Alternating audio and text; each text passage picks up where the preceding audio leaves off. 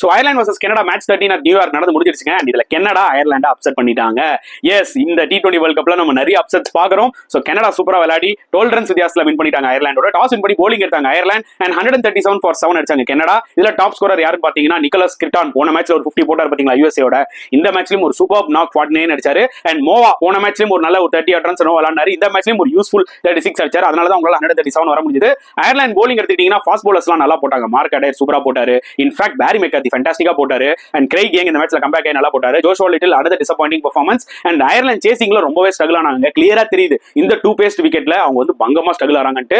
59 for 6 ஒரு ஸ்டேஜ்ல okay Canada 100 சுருட்டிடுவாங்க போல அயர்லாந்து நினைச்சோம். அப்பதான் வந்து பாத்தீங்கன்னா டாக்டரும் அடையரும் ஒரு 60 ரன்ஸ் பார்ட்னர்ஷிப் 7வது விக்கெட். ஓகே கம்பேக் ஆவாங்களான்னு லாஸ்ட் ஓவர் வரைக்கும் அந்த ஒரு சின்ன ஹோப் இருந்தது அயர்லாண்டுக்கு. But Canada held their nerve. Gordon சூப்பரா போட்டாரு. எலிகர் அவரும் சூப்பரா போட்டாரு. நல்ல ஒரு போலிங் எஃபர்ட் ஃப்ரம் கனடா தான் சொல்ல முடியும். இந்த மேட்சை பத்தி நீங்க என்ன ஃபீல் பண்றீங்கன்றத தாராளமா கமெண்ட் செக்ஷன்ல போடுங்க.